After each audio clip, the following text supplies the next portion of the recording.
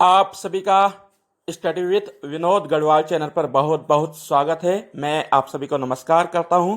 हाजिर हूं आज एक नए वीडियो के साथ। आज के इस वीडियो में हम कक्षा 12वीं एनसीईआरटी राजनीति विज्ञान की प्रथम पुस्तक समकालीन विश्व राजनीति के अध्याय 4 सत्ता के वैकल्पिक केंद्र पर आधारित सभी महत्वपूर्ण अति लघुत्तरीय, लघुत्तरीय एवं दीर्घोत्तरीय प्रश्नों एवं उनके उत्तरों का अध्ययन करेंगे।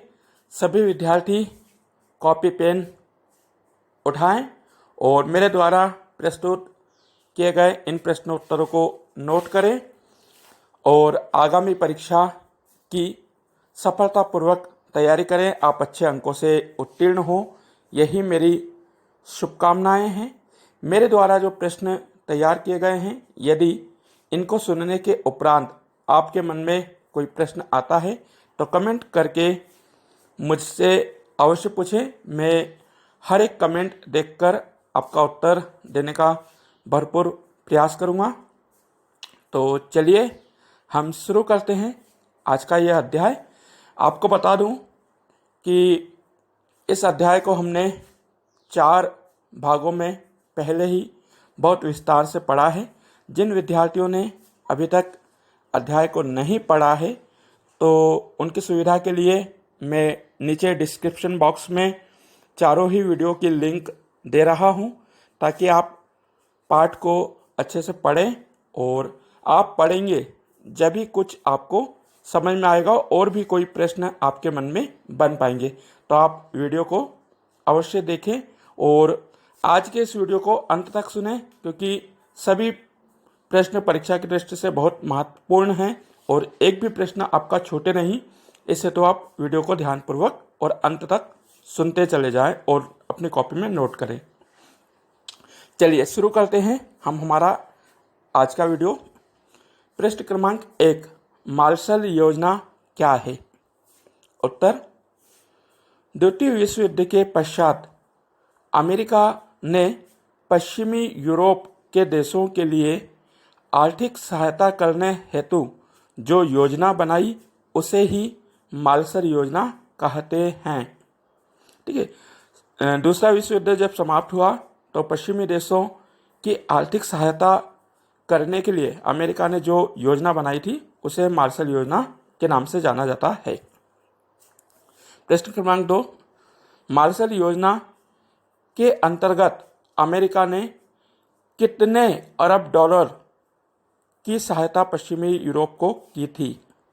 उत्तर, मार्शल योजना के तहत अमेरिका ने 12 अरब डॉलर की आर्थिक सहायता पश्चिमी यूरोप के देशों की थी। प्रश्न क्रमांक 3, मार्शल योजना के तहत किस संगठन की स्थापना की गई? उत्तर, मार्शल योजना के तहत यूरोपीय आर्थिक सहयोग संगठन की स्थापना की गई। प्रश्न 4, यूरोपीय आर्थिक सहयोग संगठन की स्थापना कब की गई? उत्तर, यूरोपीय आर्थिक सहयोग संगठन की स्थापना सन 1948 में की गई। प्रश्न क्रमांक 5, यूरोपीय परिषद का गठन कब किया गया? उत्तर, यूरोपीय परिषद का गठन सन 1949 में किया गया। प्रश्न 6, यूरोपीय परिषद की स्थापना का क्या उद्देश्य था? उत्तर, यूरोपीय परिषद की स्थापना का उद्देश्य यूरोपीय परिषद अथवा पश्चिमी यूरोप के देशों में राजनीतिक सहयोग को बढ़ावा देना था।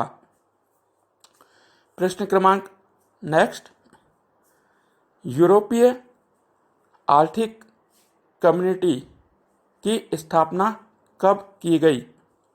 उत्तर, यूरोपीय इकोनॉमिक कम्युनिटी या यूरोपीय आर्थिक कम्युनिटी की स्थापना सन 1957 में की गई। प्रश्न, यूरोपीय संघ का गठन कब हुआ? उत्तर, यूरोपीय संघ का गठन फरवरी 1992 में किया गया। यूरोपीय संघ के झंडे में सम्मिलित 12 सितारे किसके प्रतीक हैं? उत्तर, यूरोपीय झंडे में सम्मिलित 12 सितारे पूर्णता, समग्रता और एकता के प्रतीक हैं। प्रश्न, यूरोपीय संघ की साझा मुद्रा क्या है? उत्तर, यूरोपीय संघ की साझा मुद्रा यूरो है। प्रश्न अगला, यूरोपीय संघ की साझा मुद्रा कब अपनाई गई? उत्तर, यूरोपीय संघ की साझा मुद्रा यूरो जनवरी 2002 में अपनाई गई। प्रश्न अगला, यूरो को किन दो देशों ने साझा मुद्रा मानने से इनकार किया?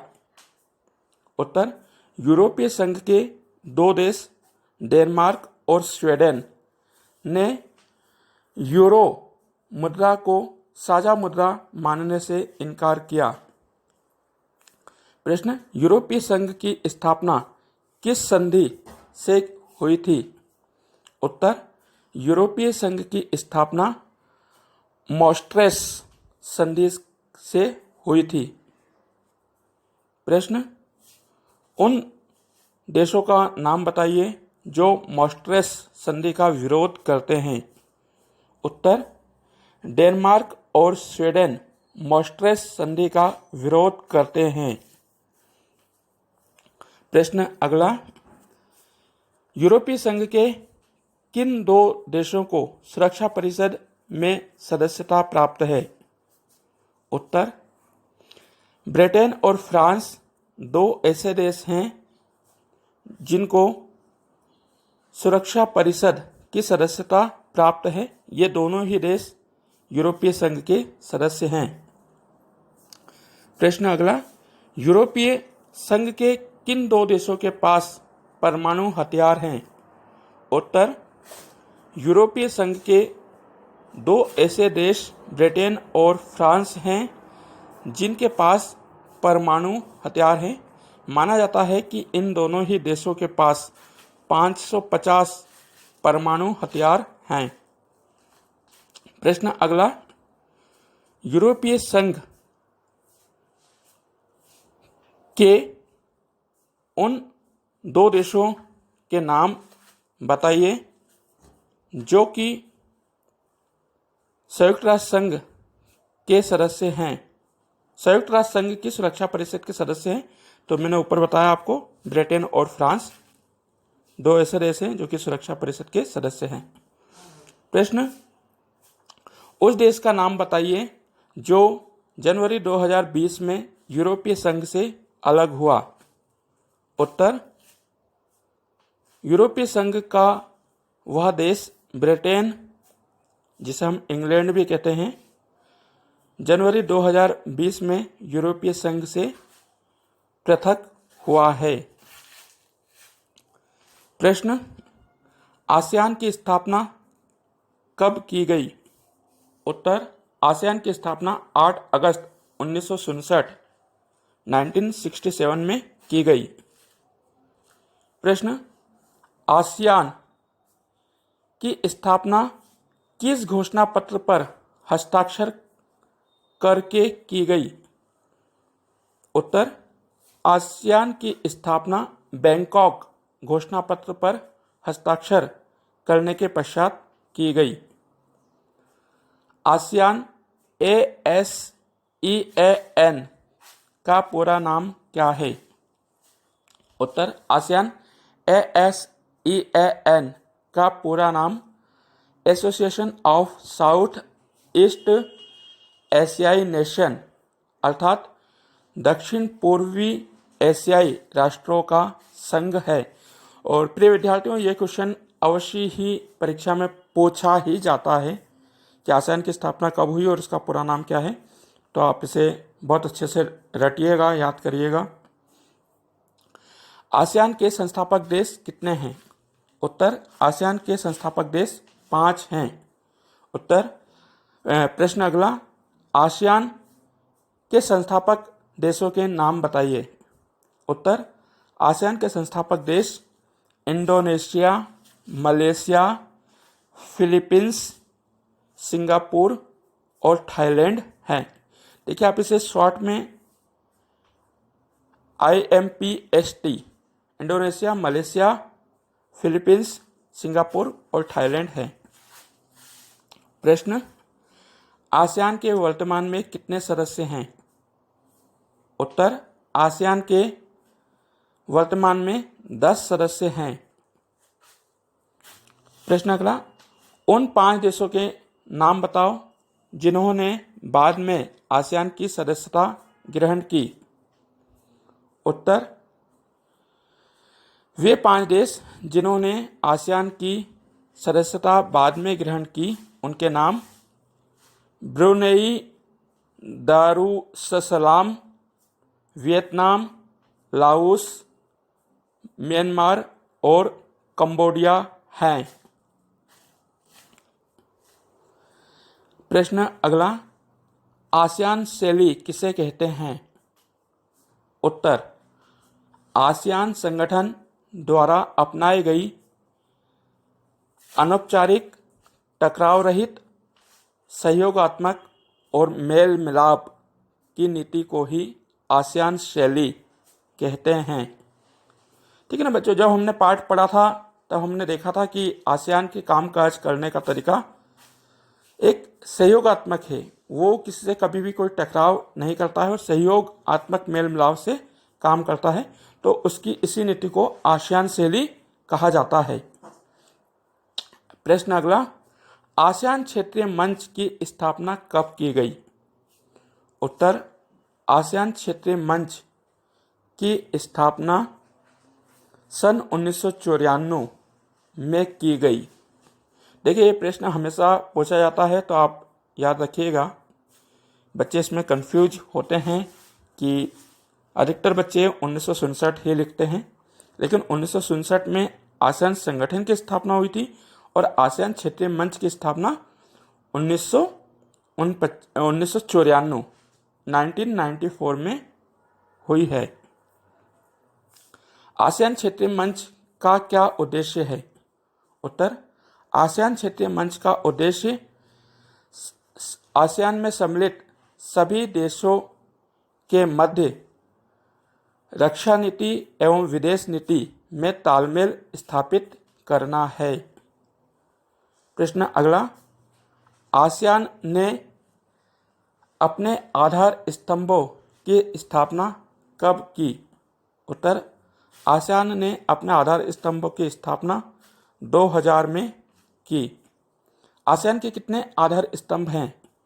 उत्तर, आसियान के 3 आधार स्तंभ हैं। प्रिय विद्यार्थियों, यहाँ पर मैं आपको 2 प्रश्न दे रहा हूँ, जिनके उत्तर आप मुझे कमेंट बॉक्स में करके बताइएगा। आज मैं आपको कुछ प्रश्न दूंगा जिनके उत्तर आप मुझे कमेंट बॉक्स में करके दीजिएगा, और चाहे तो आप इसके लिए गूगल सर्च भी कर सकते हैं। तो प्रश्न पहला है हमारा, यूरोपीय संघ के झंडे में कितने सितारे हैं? यूरोपीय संघ के झंडे में कितने सितारे हैं? और प्रश्न क्रमांक 2 है, आसियान के झंडे में कितनी धान की बालियां हैं? आसियान के झंडे में कितनी धान की बालियां हैं? इन दोनों ही प्रश्नों का उत्तर आप कमेंट बॉक्स में दीजिएगा। अब हमारा नेक्स्ट प्रश्न, चीन में साम्यवादी क्रांति कब हुई? उत्तर, चीन में साम्यवादी क्रांति 1949 में हुई। प्रश्न, चीन में साम्यवादी क्रांति अथवा चीनी क्रांति किसके नेतृत्व में की गई? उत्तर, चीन की साम्यवादी क्रांति अथवा चीनी क्रांति माओ के नेतृत्व में की गई। प्रश्न, चीन में जनवादी, कम्युनिस्ट, साम्यवादी की स्थापना कब की गई? उत्तर, अक्टूबर 1949 में जनवादी साम्यवादी की स्थापना की गई। प्रश्न, चीन ने आरंभ में किस आर्थिक मॉडल को अपनाया? उत्तर, चीन ने आरंभ में सोवियत आर्थिक मॉडल को अपनाया। प्रश्न, भारत और चीन के मध्य पंचशील समझौते पर कब हस्ताक्षर किए गए? उत्तर, भारत ने चीन के साथ सन 1954 को पंचशील पर हस्ताक्षर किए। भारत और चीन के मध्य पंचशील समझौता सन 1954 में हुआ। अब एक और प्रश्न है जिसका उत्तर आप मुझे कमेंट बॉक्स में करके दीजिएगा। उन दो नेताओं के नाम बताइए जिन्होंने पंचशील सिद्धांतों पर हस्ताक्षर किए हैं। उन दो नेताओं के नाम बताइए जिन्होंने पंचशील सिद्धांतों पर हस्ताक्षर किए हैं। ठीक है, इसका भी उत्तर आप मुझे कमेंट करके बताइएगा। प्रश्न अगला, चीन का भारत से युद्ध कब हुआ? भारत चीन युद्ध कब हुआ? उत्तर, भारत चीन युद्ध सन 1962 में हुआ। प्रश्न, चीन ने अमेरिका के साथ कब संबंध स्थापित किए? उत्तर, चीन ने सन 1972 में अमेरिका से संबंध स्थापित किए। प्रश्न क्रमांक नेक्स्ट, उस नेता का नाम बताइए जिसने चीन में आधुनिकीकरण का प्रस्ताव रखा। उत्तर, चाउ एन लाई ने चीन में आधुनिकीकरण का प्रस्ताव रखा। प्रश्न, चाउ एन लाई ने आधुनिकीकरण का प्रस्ताव कब किया? उत्तर, चाउ एन लाई ने सन 1973 में चीन में आधुनिकीकरण का प्रस्ताव किया। प्रश्न, उन क्षेत्रों के नाम बताइए जिनमें चीन में आधुनिकीकरण का प्रस्ताव किया गया। उत्तर, कृषि, उद्योग, सेना एवं विज्ञान प्रौद्योगिकी के क्षेत्र में चीन में आधुनिकीकरण का प्रस्ताव 1973 में किया गया। प्रश्न अगला, चीन में ओपन डोर अर्थात खुले द्वार की नीति कब अपनाई गई? उत्तर, चीन में सन 1978 में ओपन डोर खुले द्वार की नीति अपनाई गई। उस नेता का नाम बताइए जिसने चीन में खुले द्वार की नीति की घोषणा की। उत्तर, डेंग श्योपेंग नामक नेता ने चीन में खुले द्वार की नीति की घोषणा की। प्रश्न, चीन में कृषि का निजीकरण कब किया गया? उत्तर, चीन में सन 1982 में कृषि का निजीकरण किया गया। प्रश्न, चीन में उद्योगों का निजीकरण कब किया गया? उत्तर, चीन में सन 1998 में उद्योगों का निजीकरण किया गया। देखिए, कृषि में 1982 में निजीकरण हुआ और उद्योगों में 1998 में निजीकरण हुआ। प्रश्न अगला, चीन कब विश्व व्यापार संगठन का सदस्य बना? उत्तर, चीन वर्ष 2001 में विश्व व्यापार संगठन का सदस्य बना। प्रश्न अगला, चीन का विश्व राजनीति में क्या मंसूबा है? चीन का विश्व राजनीति में क्या मंसूबा है? उत्तर, चीन विश्व में अपने हिसाब से आर्थिक रणनीतियां बनाना चाहता है। प्रश्न अगला, जापान का जनसंख्या की दृष्टि से विश्व में कौन सा स्थान है? उत्तर, जापान का जनसंख्या की दृष्टि से विश्व में 11वां स्थान है। प्रश्न, जापान की अर्थव्यवस्था विश्व की कौन सी अर्थव्यवस्था है? उत्तर, जापान की अर्थव्यवस्था विश्व की तीसरी सबसे बड़ी अर्थव्यवस्था है। प्रश्न, जापान संयुक्त राष्ट्र संघ में कितना अंशदान देता है? उत्तर, जापान संयुक्त राष्ट्र संघ में 10% अंशदान देता है। प्रश्न, जापान अपने रक्षा बजट पर कितना खर्च करता है? उत्तर, जापान रक्षा बजट पर 1% खर्च करता है। जापान का विश्व में सैन्य रैंक कौन सा है? उत्तर, जापान का विश्व में सैन्य रैंक 7वां है।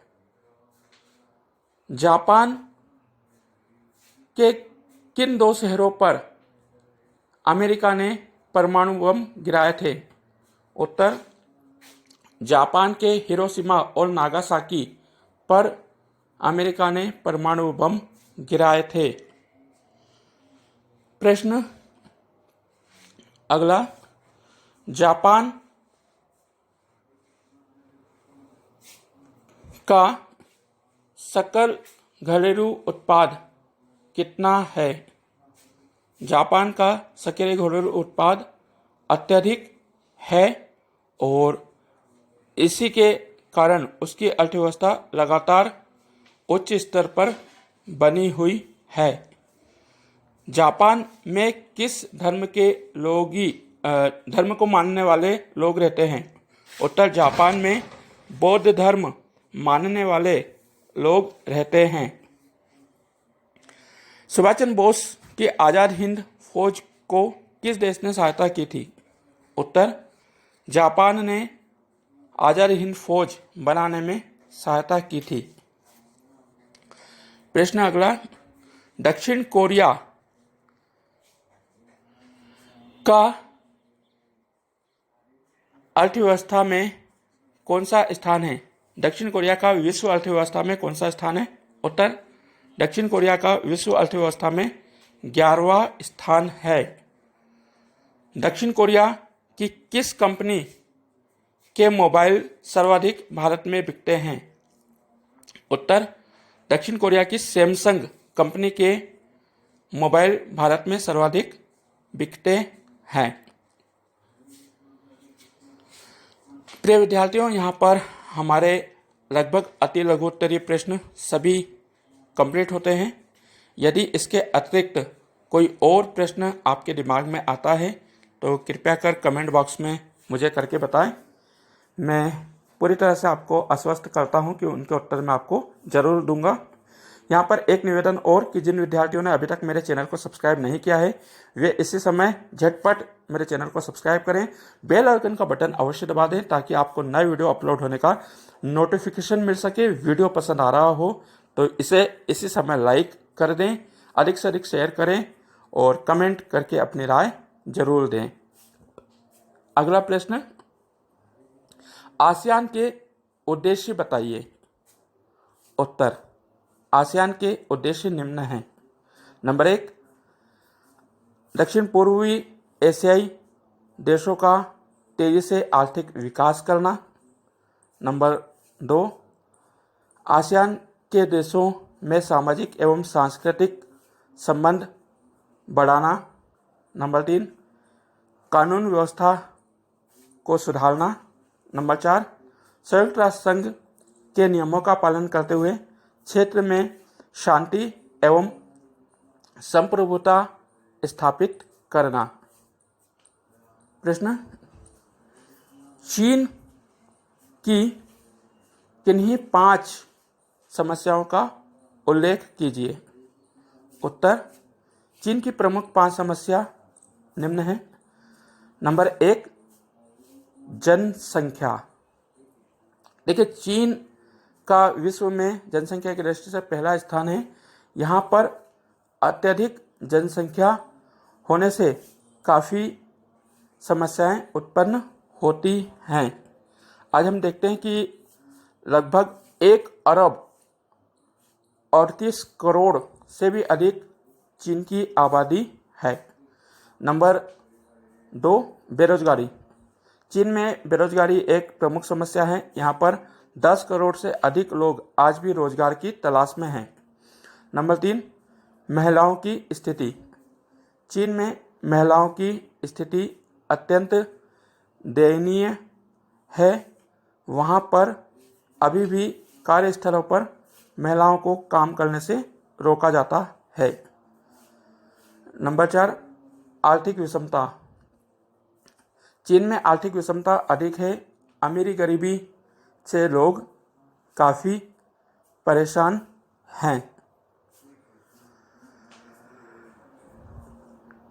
अगला प्रश्न हमारा, यूरोपीय संघ की विशेषताएं बताइए। उत्तर, यूरोपीय संघ की निम्न विशेषताएं हैं। नंबर 1, आर्थिक शक्ति।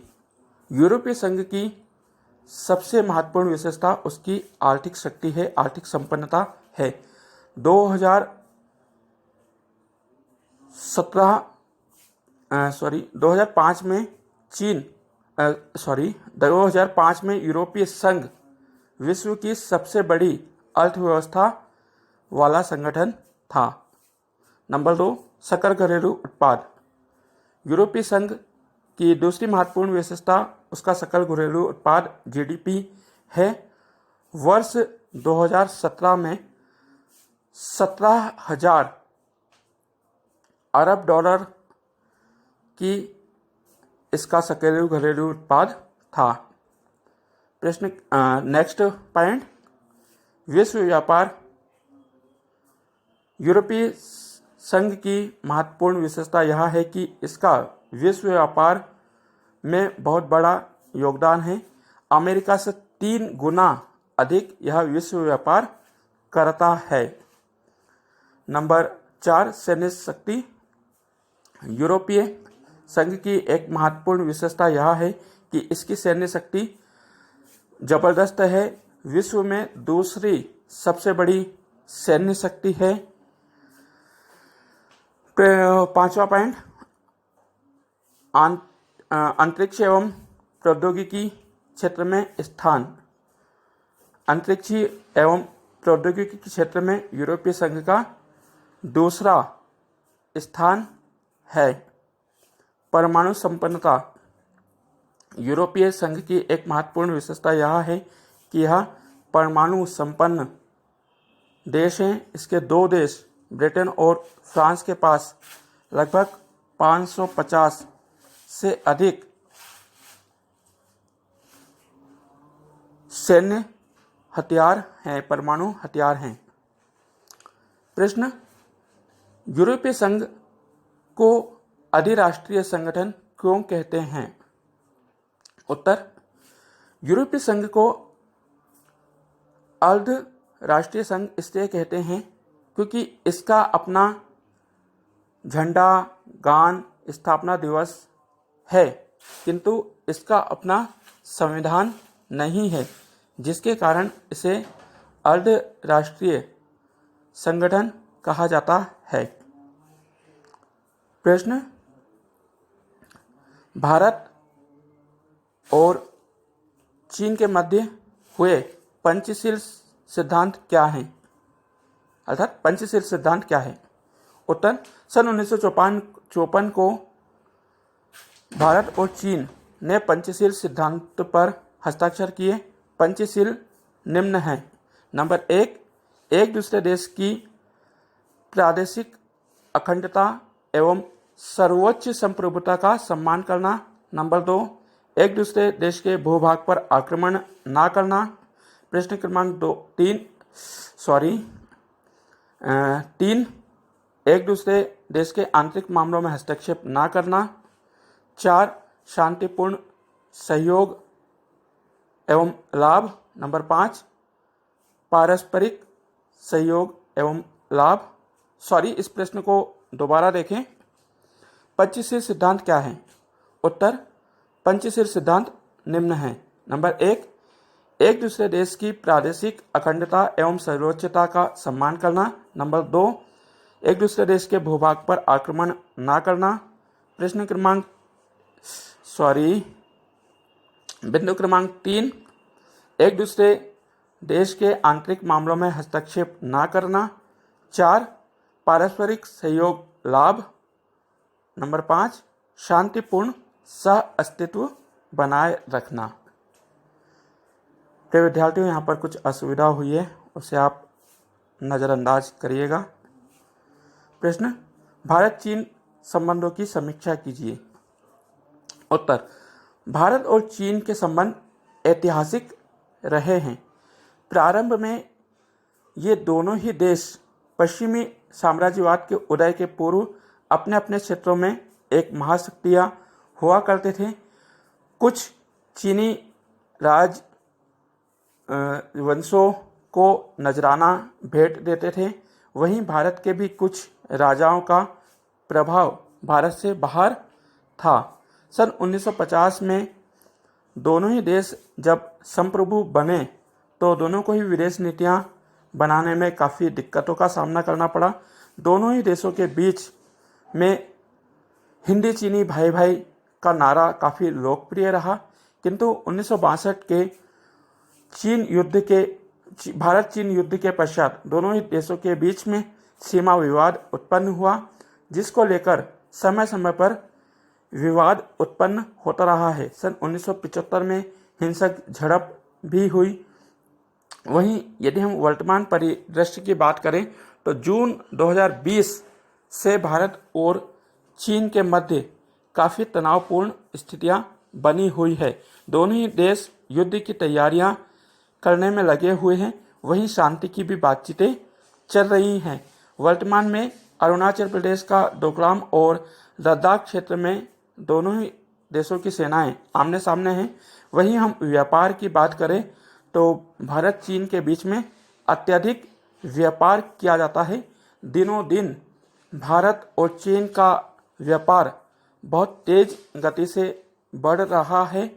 भारत में अनेकों वस्तुओं का आयात किया जाता है। सितंबर महीने में भारत सरकार ने चीन के कुछ ऐप्स पर प्रतिबंध लगाए हैं। वर्तमान समय में हम कहें तो चीन और भारत के संबंध काफ़ी तनावपूर्ण स्थिति में है। प्रश्न अगला, भारत जापान संबंधों की समीक्षा कीजिए। भारत एवं जापान संबंध। भारत और जापान के संबंध ऐतिहासिक हैं। जापान के अधिकतर लोग बौद्ध धर्म को मानते हैं। माना जाता है कि 6वीं शताब्दी में बौद्ध धर्म भारत से ही जापान गया हुआ है। भारत के जापान के साथ सांस्कृतिक संबंध है। भारत जापान के साथ सैन्य, व्यापारिक, औद्योगिक संबंध रखता है। जापान और भारत के संबंध काफ़ी मजबूत एवं प्रगाढ़ है। भारत के साथ जापान की कई कंपनियां अपने संयुक्त उपक्रम चलाती हैं, जिनमें मारुति सुजुकी या हीरो होंडा जैसे प्रमुख संयुक्त उपकरण हैं। भारत और जापान के संबंध न केवल मधुर हैं बल्कि चिरस्थायी संबंध हैं। तो प्रिय विद्यार्थियों, यहाँ पर लगभग जो महत्वपूर्ण प्रश्न थे वो सभी मैंने आपको बता दिए हैं और आई होप कि आपको समझ में भी आए होंगे। अब 2 प्रश्न और हैं जिनके उत्तर आप मुझे कमेंट बॉक्स में दीजिएगा करके। पहला, चीन की आर्मी का क्या नाम है? चीन की जो सेना है उसका क्या नाम है? और प्रश्न क्रमांक 2, जापान पर किस देश ने कब परमाणु बम गिराए थे? जापान पर किस देश ने कब परमाणु बम गिराए थे? अब आपसे विदा चाहूँगा। आप पढ़ाई निरंतर और नियमित रूप से करते रहें। मैं आपके साथ हूँ। खुश रहिए, खुश रखिए।